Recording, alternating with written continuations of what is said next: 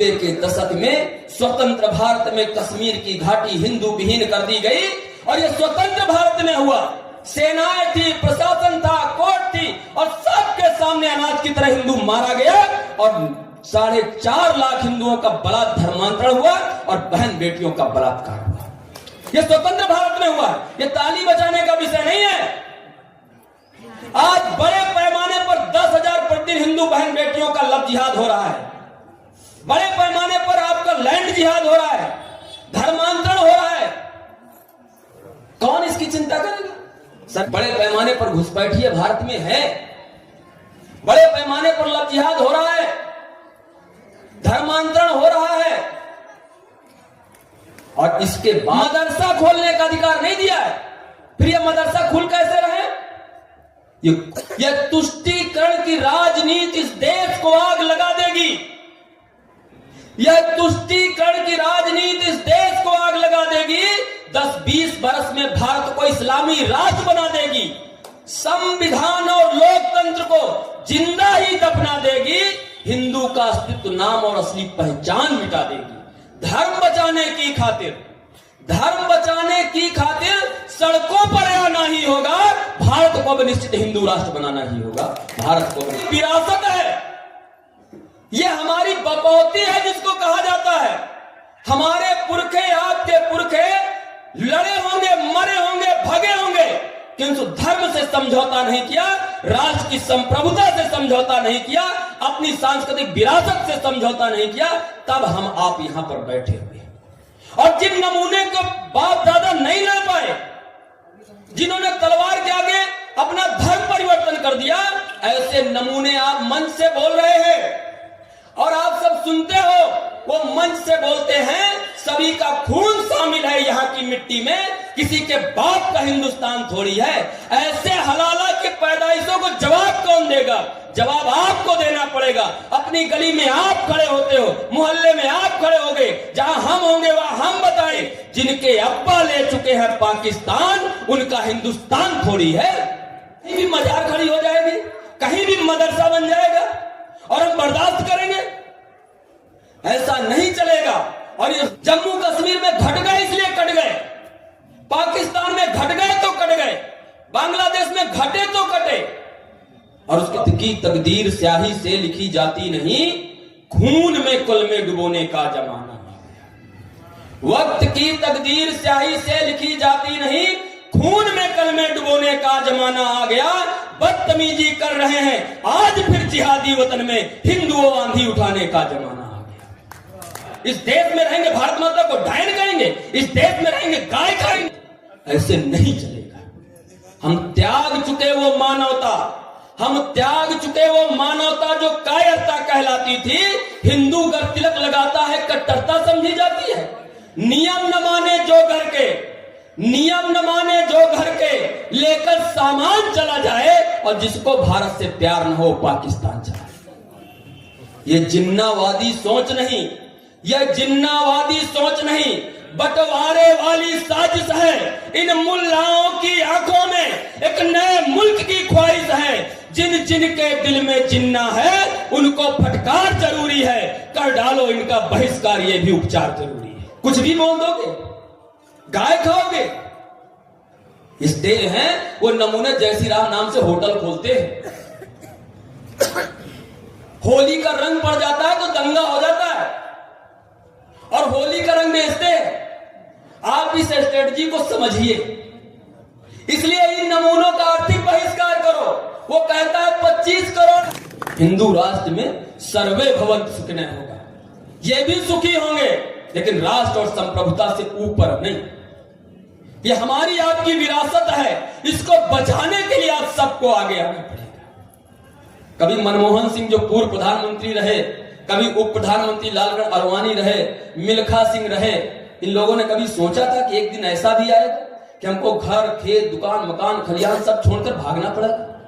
ये भागे कि नहीं भागे? कश्मीर घाटी में कभी निवास करने वाले, साथ में ईद की सवैयां और दीपावली की मिठाई खाने वालों ने कभी सोचा था 80 के दशक में क्या के ठीक 10 साल बाद यही पास का अब्दुल, यही असलम तलवार लेकर के हमको मोटरसाइकिल चारों तरफ से हमारे नचाएगा और हमारी बहन बेटियों के स्तन काटकर अल्लाह अकबर लिखेगा? हमारी बहन बेटियों की जांघों में पाकिस्तान जिंदाबाद के नारे लिखे जाएंगे? ये स्वतंत्र भारत में हुआ है। हिंदू एकता का संदेश लेकर महाराजा गेस्ट हाउस में भव्य हिंदू सम्मेलन का आयोजन किया गया। महाराजा गेस्ट हाउस में उमड़ी भारी भीड़, संगठन मजबूत करने का लिया गया संकल्प। फतेहपुर जनपद के गंगानगर बस्ती स्थित महाराजा गेस्ट हाउस में हिंदू एकता का संदेश देने के उद्देश्य से भव्य हिंदू सम्मेलन का आयोजन किया गया। इस कार्यक्रम में बड़ी संख्या में लोगों की भागीदारी देखने को मिली। पंडाल खचाखच भरा रहा और पूरे आयोजन में उत्साह का माहौल बना रहा। सम्मेलन का मुख्य उद्देश्य हिंदुत्व को मजबूत करना तथा समाज को एक सूत्र में पिरोना रहा। कार्यक्रम की शुरुआत पारंपरिक विधि विधान के साथ की गई। इस दौरान सांस्कृतिक प्रस्तुतियों ने सभी का मन मोह लिया। खासकर बच्चियों ने बढ़ चढ़कर हिस्सा लेते हुए गीत और नृत्य प्रस्तुत किए, जिन्हें उपस्थित लोगों ने सराहा। कार्यक्रम में मुख्य अतिथि के रूप में नरेंद्र सिंह उपस्थित रहे। वहीं बजरंग दल के प्रांत संयोजक अजीत राज ने मुख्य वक्ता के तौर पर सभा को संबोधित किया। अपने संबोधन में उन्होंने हिंदू समाज की एकजुटता, संस्कृति संरक्षण और संगठन की मजबूती पर जोर दिया। वक्ताओं ने कहा कि सामाजिक समरसता और संगठन ही समाज को सशक्त बनाते हैं। सम्मेलन के दौरान हिंदू एकता और सामाजिक सौहार्द का संदेश दिया गया। पूरे कार्यक्रम में अनुशासन और व्यवस्था का विशेष ध्यान रखा गया। अंत में उपस्थित लोगों ने समाज को संगठित और मजबूत बनाने का संकल्प लिया। आयोजकों के अनुसार इस प्रकार के कार्यक्रम समाज में जागरूकता और एकजुटता को बढ़ावा देने में महत्वपूर्ण भूमिका निभाते। कि जो राष्ट्र के नाते हम सब लोग हिंदू सनातन संस्कृति के यहाँ पर एकत्रित हैं, इसके लिए हमारे पुरखों ने कितना बड़ा त्याग किया है, कितना बड़ा बलिदान किया है। उत्सव तो ठीक है, उत्सव मनाना भी चाहिए, किंतु इस उत्सव में कहीं हम उस चुनौतियों को तो नहीं भूले जा रहे हैं जो हमारे सामने दिख रही है। वो चुनौतियां हैं 800 वर्षों की मुगल आक्रांता के बीच में हमारे महापुरुषों का त्याग, हमारे महापुरुषों का बलिदान, ये इतिहास से भरा पड़ा है। शक आए, हूड़ आए, कुषाण आए, मंगोल आए, पुर्तगाली आए, एक से एक बर्बर और आक्रमणकारी थे। हमने सबको दोनों हाथ से पखार करके उनका स्वागत और सम्मान किया, और बदले में क्या मिला? बदले में विखंडित भारत छोड़ करके मिला। अटक से कटक तक हमारी आज सीमाएं सीमित हो रही हैं। अफगानिस्तान में कहीं तिरंगा फहराना था, कहीं भगवा ध्वज फहराता था, आज वहां पर जय श्री राम बोलने वाला और सनातन संस्कृति की बात करने वाला कोई नहीं बचा है। दोस्त किसका है? हमारी सूरवीरता में कमी थी क्या? हमारे त्याग में कमी थी क्या? राष्ट्र के प्रति समर्पण में कहीं कमी थी क्या? बिल्कुल कमी नहीं थी। अभी जिनकी 360वीं जयंती हम मना रहे हैं, उनके लिए लिखा है, कहीं पर्वत झुके भी हैं, कहीं दरिया रुके भी हैं, नहीं झुकती जवानी है, नहीं रुकती रवानी है। गुरु गोविंद के बच्चे उम्र में थे अगर कच्चे, मगर थे सिंह के बच्चे धर्म ईमान के सच्चे। गरज कर बोल उठे थे, सिंह मुख खोल उठे थे, नहीं हम झुक नहीं सकते, नहीं हम रुक नहीं सकते। हमें निज देश प्यारा है, हमें निज धर्म प्यारा है। जोरावर जोर से बोला, फतेह सिंह सोच से बोला, रखो ईंटे भरो गारे, चुनो दीवार हत्यारे। निकलती सांस बोलेगी, हमारी लाश बोलेगी, यही दीवार बोलेगी, हजारों बार बोलेगी, हमारे देश की जय हो, हमारे देश की। तब यह देश बचा है। 9 वर्ष के फतेह सिंह और 13 वर्ष के जोरावर सिंह, जब 9 वर्ष तक दीवार आ गई, छोटे भाई का ढकना तय हो गया, बड़े बेटे की आंख में आंसू आ गए। वजीर खान को दया आई, उसने कहा अभी भी वक्त है, यदि इस्लाम स्वीकार कर लोगे तो तुमको जीवन दान दिया जा सकता है, क्योंकि तुम्हें दया आ रही है। जोरावर सिंह ने कहा दया नहीं आ रही है, ये तो खुशी के आंसू हैं कि जन्म जिसका हमसे बाद में हुआ है और राष्ट्र के प्रति बलिदान होने का अवसर उसको पहले मिला है। और वजीर खान, ये बताओ, जो इस्लाम स्वीकार कर लेते हैं, क्या उनकी मृत्यु नहीं होती है? इसलिए मृत्यु का भय से मुझे मत दिखाओ। राष्ट्र के लिए पुनर्जन्म लेकर के मां भारती के लिए काम करने हम आएंगे। ये सनातन संस्कृति का विजय है, धर्मो रक्षित रक्षता। हम धर्म के लिए जा रहे हैं और पुनः हम जन्म लेकर के मां भारती को पुनः स्वतंत्र कराएंगे। ऐसे ऐसे बलिदानों से हमारी गाथाएं भरी पड़ी हैं। ये कहानियां नहीं है। अभी एक सज्जन हमको मन से ही बोल रहे थे 800 जिले इस देश में हैं, उन 200 जिलों में डेमोग्राफी बदल गई।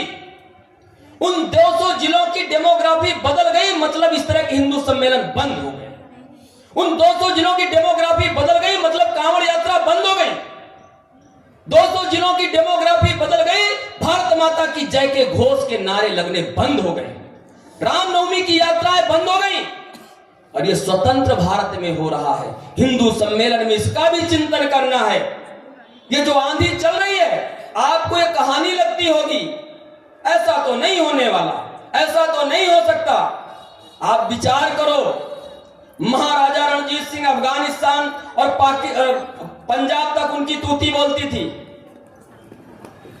आप कल्पना कर सकते हो, उन्होंने कभी सोचा होगा कि जिस अफगानिस्तान में सिखों की गुरुओं की परंपरा चलती है, एक दौर ऐसा आएगा कि वहां पर गुरु ग्रंथ साहिब को सर में रख लेकर भागना पड़ेगा। लेकिन भागना पड़ा। जिस लाहौर को राम के पुत्र लाहौर द्वारा बसाया गया, वहां पर राम का नाम लेने वाला कोई नहीं बचा। ये हो रहा है। और सिर्फ इतना ही नहीं दोस्तों, और एक घटनाक्रम समझिए। 90 के दशक में स्वतंत्र भारत में कश्मीर की घाटी हिंदू विहीन कर दी गई, और यह स्वतंत्र भारत में हुआ। सेनाएं थी, प्रशासन था, कोर्ट थी, और सबके सामने अनाज की तरह हिंदू मारा गया, और 4.5 लाख हिंदुओं का बलात् धर्मांतरण हुआ और बहन बेटियों का बलात्कार हुआ। यह स्वतंत्र भारत में हुआ। यह ताली बजाने का विषय नहीं है।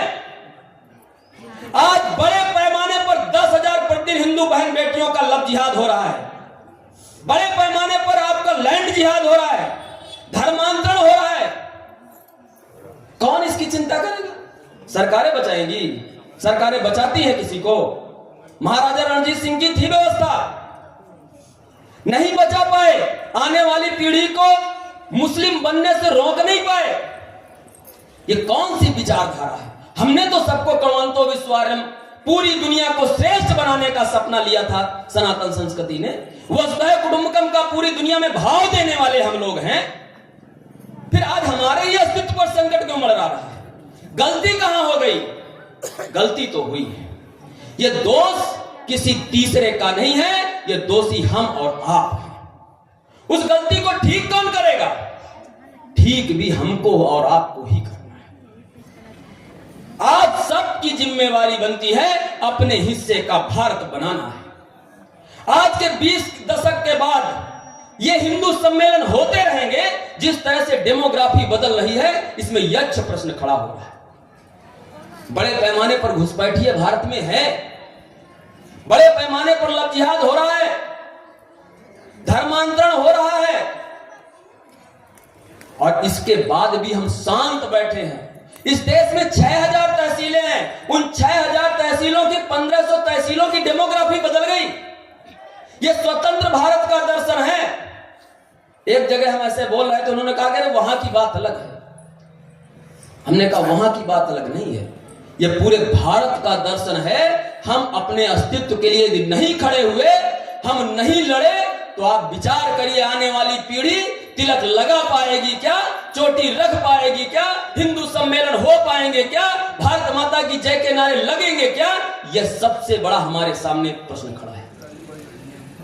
हम सबको लड़ना पड़ेगा, लड़ना ही पड़ेगा। आजादी के बाद बाबा साहब ने एक बहुत सुंदर संविधान दिया है, संविधान दिया है, और संविधान को उन्होंने धर्मनिरपेक्ष नहीं बनाया था।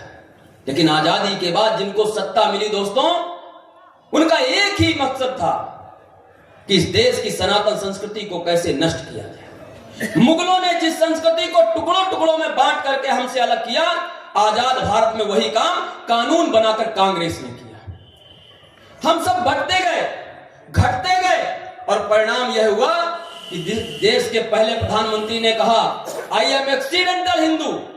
उनको हिंदू संस्कृति से कितना लगाव होगा, इसकी कल्पना आप कर सकते हैं। जो संविधान लिखा गया था, वो संविधान धर्मनिरपेक्ष नहीं था। हमारा आपका संविधान बाबा साहब ने धर्म प्राण बनाया है। माननीय सुप्रीम कोर्ट की कुर्सी के ठीक पीछे लिखा हुआ है, यतो धर्मः ततो जयः। यह सुप्रीम कोर्ट की कुर्सी के पीछे लिखा है। और इसके बाद भी धर्म निरपेक्ष कैसे हो गया, यह हम सबको विचार करना है। आर्टिकल 27 संविधान के अनुच्छेद 27 को बाबा साहब ने लिखा है। ये जो कहते हैं ना तमाम कि भारत सेकुलर है, सेकुलर नहीं है। आर्टिकल 27 में लिखा गया है कि सभी को सरकार एक भी रुपए मजहबी तालीम के लिए नहीं देगी। आर्टिकल 28 कहता है ये चीजें आपको पढ़नी चाहिए, और ये जो भेद खड़ा करने का काम हो रहा है उनका जवाब सबको अपने अपने हिस्से में, अपने मोहल्ले में, अपनी गली में देना पड़ेगा। आर्टिकल 28 कहता है किसी भी शिक्षण संस्थान में, किसी भी यूनिवर्सिटी में मजहबी तालीम नहीं दी जाएगी। आर्टिकल 29 कहता है, आर्टिकल 29 कहता है सभी निवास करने भारतीयों को अपनी रीतियां मानने का अधिकार है। रीतियां मानने का अधिकार दिया है, कुरीतियां मानने का अधिकार नहीं दिया है। और नारे कौन से लगते हैं, गुस्ताख नबी की एक सजा सरतन से जुदा, सरतन से जुदा। ये स्वतंत्र भारत में होता है। और आर्टिकल 30 कहता है, 30 कहता है, इनका विस्तार से अध्ययन आप गूगल में भी कर सकते हैं और संविधान मंगा के भी कर सकते हैं।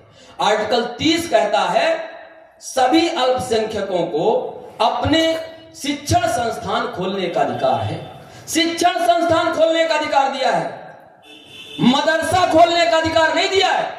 फिर ये मदरसा खुल कैसे रहे, ये खुल रहे हैं क्योंकि आप शांत हो गए, हम चुप हो गए, और देश का नेतृत्व उस समय तक पंगु बना रहा। 1000 मदरसे मुगलों ने खोले थे, आज 10 लाख से ज्यादा मदरसे भारत के अंदर है। 1000 मिशनरी स्कूल थे, आज 10 लाख से ज्यादा मिशनरी स्कूल आपके भारत के अंदर मौजूद है। ये क्या सिखा रहे हैं, ये सिखा रहे हैं गजवा हिंद, ये सिखा रहे हैं लव जिहाद, ये सिखा रहे हैं लैंड जिहाद, ये सिखाते हैं शरीयत। और इसके आधार पर देश में नफरत का जो वातावरण तैयार हो रहा है उसका शिकार हम हो रहे हैं, आप हो रहे हैं। आपके फतेहपुर की एक बिटिया 15 साल की लव जिहाद का शिकार हो गई। 5 बजे कानपुर में हमने पकड़वाया उसको, वहां से यहां वापस आई, अभी 2 महीने 1 महीने हुए करीब, वो फिर से चली गई। ये तो वो घटनाएं हैं जो हमारे आपके संज्ञान में आती हैं। बड़े पैमाने पर ये घटनाक्रम चल रहे हैं। और नेताओं के भरोसे यदि आप रहने वाले हो तो ये मान लो ये नेता अपने कुर्सी के होते हैं, मोदी जी नहीं बचा सकते हैं, योगी जी नहीं बचा सकते हैं, तुष्टीकरण चरम पर है। अभी भारत सरकार को लेकर के एक वक्ता महोदय कुछ दर्द अपना बयां कर रहे थे। सबको अपनी कुर्सी प्यारी है, लेकिन राष्ट्र बचेगा तो धर्म बचेगा, धर्म बचेगा तो आपकी संस्कृति बचेगी, आपकी सभ्यता बचेगी। यह तुष्टीकरण की राजनीति इस देश को आग लगा देगी। यह तुष्टीकरण की राजनीति इस देश को आग लगा देगी। 10-20 वर्ष में भारत को इस्लामी राष्ट्र बना देगी, संविधान और लोकतंत्र को जिंदा ही दफना देगी, हिंदू का अस्तित्व, नाम और असली पहचान मिटा देगी। धर्म बचाने की खातिर, धर्म बचाने की खातिर सड़कों पर आना ही होगा। भारत को अब निश्चित हिंदू राष्ट्र बनाना ही होगा। भारत को अब निश्चित हिंदू राष्ट्र, यह हमारी विरासत है, यह हमारी बकौती है जिसको कहा जाता है। हमारे पुरखे, आपके पुरखे लड़े होंगे, मरे होंगे, भगे होंगे, किंतु धर्म से समझौता नहीं किया, राष्ट्र की संप्रभुता से समझौता नहीं किया, अपनी सांस्कृतिक विरासत से समझौता नहीं किया। तब हम आप यहां पर बैठे हुए।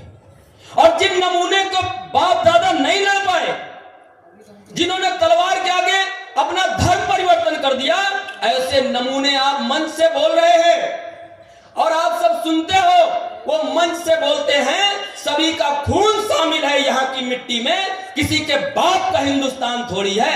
ऐसे हलाला की पैदाइशों को जवाब कौन देगा? जवाब आपको देना पड़ेगा। अपनी गली में आप खड़े होते हो, मोहल्ले में आप खड़े होंगे, जहां हम होंगे वहां हम बताएंगे। जिनके अब्बा ले चुके हैं पाकिस्तान, उनका हिंदुस्तान थोड़ी है।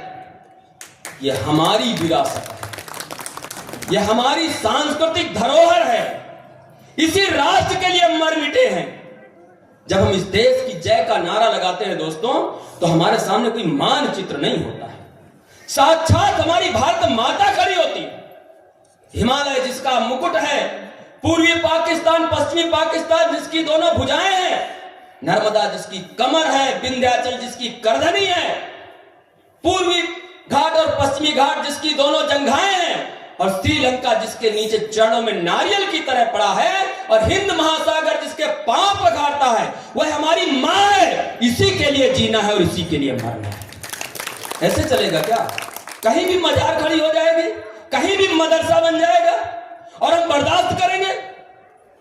ऐसा नहीं चलेगा, और ये रोकने की जिम्मेदारी हमारी आपकी है। आप अरबस्तान में देख लीजिए, इस देश में जम्मू कश्मीर नाम की एक जगह है, वहां हजरत बल दरगाह है।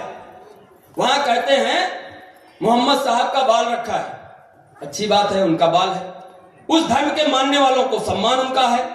एक बार बाल खो गया, एक बार वो बाल खो गया, पूरे देश में दंगा हुआ, पूरे देश में हिंदुओं की दुकानें जलाई गई, कानपुर में दंगा हुआ, दिल्ली में दंगा हुआ, पश्चिम बंगाल में दंगे हुए। और ये दंगे इस तरह हुए कि केंद्रीय एजेंसियां लगा करके उस बाल की खोज कराई गई। फिर बाल मिल गया तो समाज ने कहा, जिहादी समाज ने, कि हम कैसे मान ले, उन्हीं का बाल है। सऊदी अरेबिया से सरकारी खर्चे से मौलवी बुलाए गए और उन्होंने कहा हाँ ये बाल तो, तब जाकर के इस देश में दंगा बंद होता है। आजादी की स्वर्ण जयंती हम लोगों ने मनाई है, आजादी के 75 साल हो गए। आज इस देश में एक समाज ऐसा है जिसको कानून की हिमायत के अनुसार जीना नहीं सिखा पाए। कौन दोषी है? आप विकास की उस आंधी में इतना आगे लिप्त हो गए हैं, आप मैं मेरा मुझको में इतना संलिप्त हो गए हैं कि आपको राष्ट्र गुम हो गया, आपका वैभव गुम हो गया। ये कहानियां नहीं है। यदि आप चाहते हो कि आपके बाद की भी संतानें तिलक लगा सके, राष्ट्र के लिए जय घोष कर सके, अपना वैभव बचा सके, तो आप सबको अपनी जिम्मेदारी निभानी पड़ेगी। और सिर्फ बटेंगे कटेंगे से काम नहीं है, घटेंगे तो भी कटेंगे। जम्मू कश्मीर में घट गए इसलिए कट गए, पाकिस्तान में घट गए तो कट गए, बांग्लादेश में घटे तो कटे, और उसके कई कारण हैं घटने के। जातिवाद में हमको बांटा जा रहा है, और आप सब लोग कान खोलकर सुन लो, समझ लो, ये षड्यंत्र है। जो दर्द अभी हमारे पूर्व वक्ता बोल रहे थे, वो दर्द में फंसने के लिए नहीं, हम दर्द समझ सकते हैं। मुर्शिदाबाद के 1000 गांव में कोई हिंदू नहीं बचा। ठाकुर साहब भी भगे, पंडित जी भी भगे, यादव जी भी भगे, वाल्मीकि भी भगे, रैदास भी भगे। 1000 से ज्यादा गांव है पश्चिम बंगाल में, मुर्शिदाबाद में, जहां कोई हिंदू नहीं बचा। कश्मीर घाटी हिंदू विहीन हो गई। 370 खत्म होने के बाद भी हम अपने घर नहीं पहुंच पाए। कभी जाना हो तो होके आइए। जो लोग भगे हैं उनके सेब के बागान थे, केसर की क्यारियां थी, 2-2 खंड के उस समय के पुराने मकान जिनमें मुर्गी और बकरे बांधे जा रहे हैं। ये स्वतंत्र भारत में है। पुलिस आपको बचा नहीं सकती है, कोई आपकी बहन बेटियों की अस्मत नहीं बचा सकती है। यदि आप लड़ने के लिए आमादा नहीं हुए, आप अपने लिए नहीं खड़े हुए, अपनी आने वाली पीढ़ी के लिए नहीं खड़े हुए, तो ये नोट कर लो कि आप विचार करो, किताबों में लोग पढ़ेंगे कि सनातन हुआ करता था। मिट रहे हैं, घट रहे हैं। 200 जिलों में मिट गए, 1500 तहसीलों में घट गए, और घट गए तो सांस्कृतिक विरासत खत्म हो गई। वक्त की तकदीर स्याही से लिखी जाती नहीं, खून में कलमे डुबोने का जमाना आ गया। वक्त की तकदीर स्याही से लिखी जाती नहीं, खून में कलमे डुबोने का जमाना आ गया। बदतमीजी कर रहे हैं आज फिर जिहादी वतन में, हिंदुओं आंधी उठाने का जमाना आ गया। ये हमारी विरासत है। लड़ करके, मर करके, पुनर्जन्म लेकर के राष्ट्र की संप्रभुता में आंच नहीं आने देंगे। ये सपना हम सबको पालना है, और ये थाती सौंप के जानी आने वाली पीढ़ी को। ये हमारी बकौती है। कोई कुछ भी बोलेगा, इस देश में रहेंगे भारत माता को डायन कहेंगे, इस देश में रहेंगे गाय खाएंगे, इस देश में रहेंगे शरीयत के आधार पर चलेंगे। ऐसे नहीं चलेगा। हम त्याग चुके वो मानवता, हम त्याग चुके वो मानवता जो कायरता कहलाती थी। हिंदू गर तिलक लगाता है कट्टरता समझी जाती है। नियम न माने जो घर के, नियम न माने जो घर के, लेकर सामान चला जाए, और जिसको भारत से प्यार न हो पाकिस्तान चला जाए। अब और बंटवारा नहीं होगा, हम सबको अपनी ताकत बढ़ानी पड़ेगी, लड़ना पड़ेगा। भूल जाओ सबसे बड़ा अपराध हुआ जो भाईचारे का झुंझुना पकड़ाया गया। सबसे बड़ा अपराध हुआ जो कहा गया हिंदू मुस्लिम एक होते हैं। सबसे बड़ा खतरा हुआ वेद और कुरान एक बताए गए। वेद और कुरान एक नहीं है। गुरुकुल और मदरसा एक समान नहीं है, अंतर है। गुरुकुल में आप सिखाते हो वसुधैव कुटुंबकम, गुरुकुल में आप सिखाते हो सर्वे भवन्तु सुखिनः, गुरुकुल में आप सिखाते हो नारायण नारी तू नारायणी।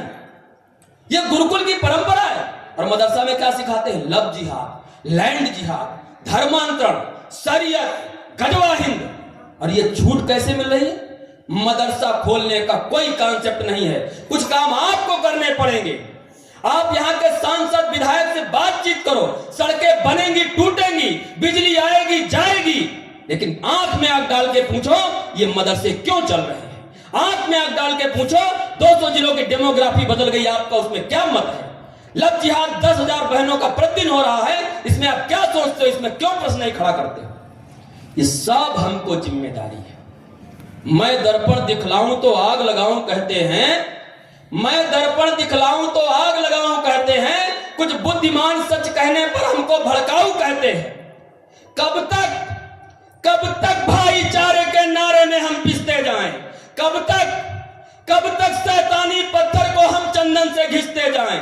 कब तक सैयद अहमद की तालीम लिए ये पूरी कौम पिसैली है, एक और विभाजन करना है, इन सब की नीयत मैली है। ये जिन्नावादी सोच नहीं, यह जिन्नावादी सोच नहीं, बंटवारे वाली साजिश है। इन मुल्लाओं की आंखों में एक नए मुल्क की ख्वाहिश है। जिन के दिल में जिन्ना है उनको फटकार जरूरी है, कर डालो इनका बहिष्कार, ये भी उपचार जरूरी है। ये कुछ काम करना है आपको। आप सब तय करो हम क्या कर सकते हैं। हम लड़ नहीं सकते तो लिख सकते हैं, लिख नहीं सकते तो कह सकते हैं, और या फिर जो ये कर रहा है उसको हम समर्थन कर सकते हैं। इन जालिम नमक हरामों से इनका आर्थिक बहिष्कार करो। एक हैदराबाद में नमूना है, उसने कहा है, आप सब लोगों ने सुना होगा, 15 मिनट के लिए पुलिस हटा लो। उसने कहा है 15 मिनट के लिए पुलिस हटा लो। उस हलाला की पैदाइश को आप सबको बताइए, इस गफलत में मत रहो। एक बार आसाम में एक क्षेत्र है नेली, नेली में पुलिस हट गई, मुसलमानों ने दंगा कर दिया, लाशों के ढेर लग गए थे, और उनमें जब जांच हुई तो एक भी लाश हिंदू की नहीं थी। जय श्री राम। उसको और बताओ, भागलपुर में, भोपाल के पास भागलपुर में दंगा जिहादियों ने कर दिया। इस नौटंकी के आप कहने के चक्कर में पास में गंगा नदी बहती है, गंगा नदी लाशों से पट गई, और उनमें एक भी लाश हिंदू की नहीं थी। और सिर्फ इतना ही नहीं, गुजरात में पुलिस खड़ी थी, और सबसे ज्यादा नरसंहार ऐसे जिहादियों का जो राष्ट्र के प्रति अपनी संप्रभुता नहीं रख सकते हैं, उनको राष्ट्र से विदा करने का काम इस देश की हिंदू तरुणाई ने किया था। ऐसे चलेगा क्या? कुछ भी बोल दोगे, गाय खाओगे? इस देश में 1946 में पहला मतदान हुआ था। 1946 में मतदान हुआ था दोस्तों, और उस मतदान में यही विषय था। विषय यह था, उस समय के तथाकथित जिहादियों ने कहा था कि हिंदू नापाक है, इसलिए हम इसके साथ आजादी के बाद नहीं रहेंगे, हमको अलग देश, पाक देश चाहिए, हम पाकिस्तान बनाएंगे। उस समय के नेतृत्व ने सही किया गलत किया इस विषय को छोड़ देते हैं, लेकिन आप दोस्तों विचार करो, देश का भारी मन से बंटवारा हुआ, और बंटवारा की शर्त यही थी कि जिनको गजवा हिंद चाहिए था, जिनको शरीयत के आधार पर जीना था, जिनको मजारें खड़ी करनी थी, जिनको मदरसे चाहिए थे, ऐसे सब के लिए पाकिस्तान बनाया गया था। क्यों नहीं गए? क्यों नहीं गए? अब कहते हैं भाई चॉइस नहीं गए। अरे तुम्हारी चॉइस क्या थी? इससे अलावा कोई चॉइस भी थी क्या तुम्हारी? क्यों नहीं गए? चले जाना चाहिए था। लेकिन यदि नहीं गए, ये कान खोलकर सब लोग बताओ अपने मोहल्ले में, गली में, सबको ये एहसास कराओ, यदि इस देश में रहना है तो इस देश के संविधान, इस देश के प्रधान, इस देश के निशान, इस देश की मान्यता, इस देश की परंपरा, इस देश के पुरखे, इन सब का सम्मान करना पड़ेगा, तभी भारत में रहने को मिलेगा। ऐसे नहीं चलेगा। हम एनआरसी जल्द लागू करने वाले, ऐसे चलेगा क्या? ये खाला का घर है क्या? इसलिए आर्थिक जिहाद करो। ये आर्थिक जिहाद में वो जय श्री राम नहीं बोलते हैं, वो नमूने जय श्री राम नाम से होटल खोलते हैं। होली का रंग पड़ जाता है तो दंगा हो जाता है, और होली का रंग बेचते हैं। आप इस स्ट्रेटजी को समझिए। इसलिए इन नमूनों का आर्थिक बहिष्कार करो। वो कहता है 25 करोड़ है, 15 मिनट के लिए पुलिस हटा दो। अरे वो 25 करोड़ जिस किसी काम को 15 मिनट में कर सकते हैं, तो 100 करोड़ उस काम को कितने देर में करेंगे? ये हम सबको ध्यान रखना है। इन जालिम नमक हरामों से इनका आर्थिक बहिष्कार करो। आप तय करो, अपनी भी रणनीति बनाओ। इन जालिम नमक हरामों से पंचर जुड़वाना बंद करो। अपने घर की शादी में इन बाणों का भोंपू बजवाना बंद करो। इनकी गुमटी में बाइक की, इनकी गुमटी में बाइक की सर्विस करवाना बंद करो। इन बाबर की औलादों से अब बाल कटाना बंद करो। इन्हें बता दो, इन्हें बता दो, जिन्ना की पैदाइश मारी जाएगी और देश विरोधी सोच रखी तो खाल उतारी जाएगी। हम कमजोर नहीं हुए हैं। आज भी हमारे पुरखों में बप्पा रावल का खून है, छत्रपति शिवाजी का खून है, और ये विरासत हमने सर्वे भवन सुखने के लिए दिखाई है। ये हमने विरासत अपनी परंपरा के लिए दिखाई है। हम राम मंदिर बनाए हैं, 492 साल लगे हैं, और किसी के रहमो करम पे नहीं बनाई। राम मंदिर कोई मकान नहीं है, ईंट पत्थरों का निर्माण नहीं है। राम मंदिर हमारा स्वाभिमान है, हमारी एकता का प्रतिमान है। हम इसकी पताका फहराए हैं, हम राम मंदिर दिगंत तक बनाए हैं। अभी काम शेष है और वो काम करने हैं। अपने हिस्से का आपको करना है, अपने हिस्से का हमको करना है। हम सब मिल करके राष्ट्रवादी भारत बनाएंगे और पूरी दुनिया को, जैसा पूर्व वक्ता बता रहे थे, फिर से विश्व गुरु बनाएंगे। सावधानी रखनी है। जाति का जो भेद खड़ा किया गया, हमको संत रविदास जी को नहीं पढ़ाया गया। जितना त्याग बप्पा रावल और राणा प्रताप ने किया है, उससे कम और तमाम कथावाचकों ने, हमारे संत परंपराओं ने नहीं किया है। 16वीं शताब्दी में एक नरेटिव चला है जय भीम जय मीम का। इससे सावधान रहना है, बचना है, संभलना है। संत रविदास जी महाराज 16वीं शताब्दी में थे। सिकंदर लोदी आया और उसको पता चला कि बड़ी संख्या में, हजारों की संख्या में अनुयायी है।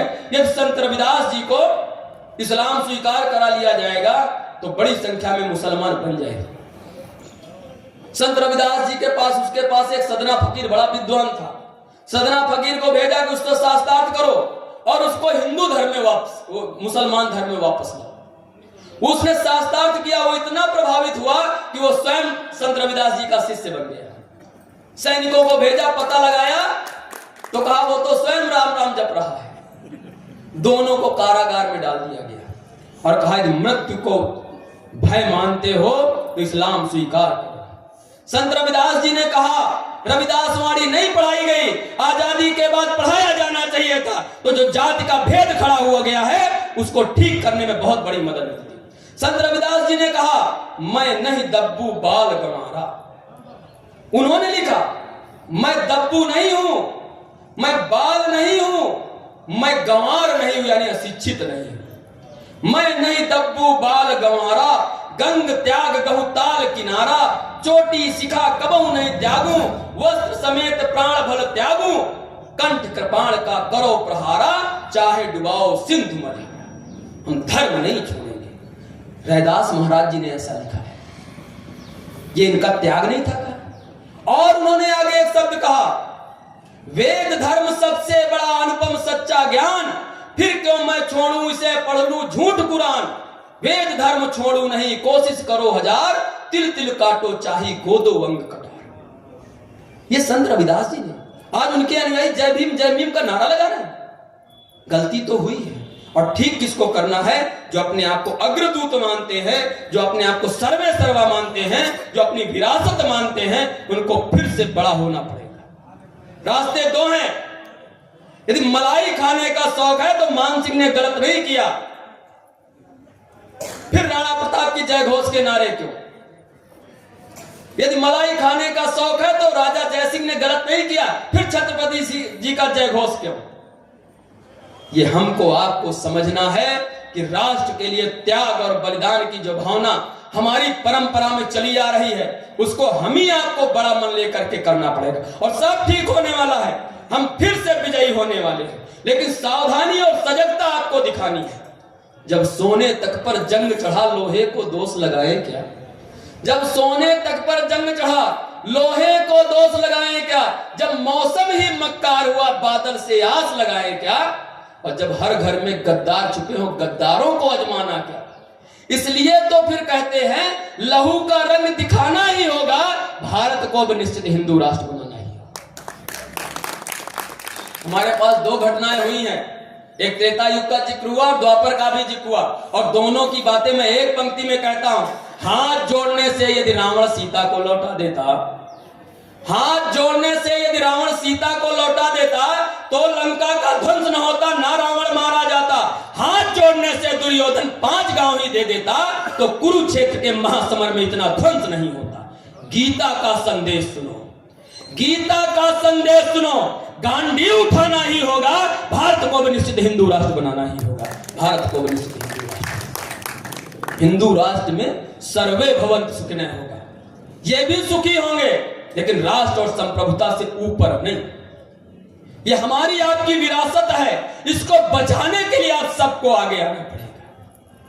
कभी मनमोहन सिंह जो पूर्व प्रधानमंत्री रहे, कभी उप प्रधानमंत्री लालगढ़ अरवानी रहे, मिल्खा सिंह रहे, इन लोगों ने कभी सोचा था कि एक दिन ऐसा भी आएगा कि हमको घर, खेत, दुकान, मकान, खलियान सब छोड़कर भागना पड़ेगा? ये भागे कि नहीं भागे? कश्मीर घाटी में कभी निवास करने वाले, साथ में ईद की सवैयां और दीपावली की मिठाई खाने वालों ने कभी सोचा था 80 के दशक में क्या के ठीक 10 साल बाद यही पास का अब्दुल, यही असलम तलवार लेकर के हमको मोटरसाइकिल चारों तरफ से हमारे नचाएगा और हमारी बहन बेटियों के स्तन काटकर अल्लाह अकबर लिखेगा? हमारी बहन बेटियों के जांघों में पाकिस्तान जिंदाबाद के नारे लिखे जाएंगे? ये स्वतंत्र भारत में हुआ है, ये स्वतंत्र भारत में हुआ है, और आज तक किसी जिहादी को सजा नहीं हुई, किसी की नागरिकता रद्द नहीं हुई। ये हमने कैसा संविधान और कैसे लोगों को नेतृत्व देश का दिया था, इसके लिए हम आप दोषी हैं। हाथ में तलवार थी, अस्तित्व अपना बच गया। हाथ में तलवार थी, अस्तित्व अपना बच गया। शौर्य को जीवित रखा, व्यक्तित्व अपना बच गया। हाथ में तलवार प्रमुख थी हमारी भारती, सैकड़ों गर्दन उतारी, की धरा की आरती। हाथ में तलवार थी, देश का सम्मान था। राणा शिवाजी के समय इस देश का सम्मान था। हमसे आप मुझसे सहिष्णुता के नाम पर, सद्भाव के नाम पर एक ऐसे जिहादी समाज को हमारे आपके सामने हमसे आपको खड़ा कर दिया गया है, जो हमारी आपकी जड़ें भी काट रहा है और हमारा आपका भाई भी बन रहा है। इस सच को समझने के लिए भी हिंदू सम्मेलन हो रहे हैं। जो अपराध हुए हैं, जो दोष हुए हैं, जो गलतियां हुई हैं, वो हम सबको जानने का अधिकार है। किन कारणों से देश बटा है, आगे कौन सी ऐसी स्थितियां खड़ी होंगी कि हम देश को संरक्षित और संवर्धित कर सकें। ये हमको आपको चिंता करना है। हम सबको मिलकर के अपने हिस्से का भारत बनाना है। आप सब लोगों ने संकल्प लिया है, संकल्प याद दिलाता हूं। आप सब जब कक्षा 1 में गए थे, याद करो, आपको पढ़ना नहीं आया था, लिखना नहीं आया था, आप नारे लगाते थे। कौन से नारे लगाते थे? जरा एक बार दोहराएंगे हम सब लोग मिलकर के। जन्म जहां पर, जन्म जहां पर, अन्न जहां का, अन्न जहां का, वह है प्यारा, वह है प्यारा। इसकी रक्षा, इसकी रक्षा भारत माता की, भारत माता की। ये सब नारे आप सब ने, ये नारे नहीं थे, ये प्राथमिक की कक्षा में जाकर के आपको संकल्प दिलाया गया था कि आने वाले समय में राष्ट्र के वैभव के प्रति सर्वस्व न्योछावर करना पड़े तो कदम पीछे नहीं हटने चाहिए। हम सब लोग इस हिंदू सम्मेलन में आए, समय बहुत हो गया है। हम एक नारा लगाएंगे, आप सब लोग दोहराएंगे, विषय पूरा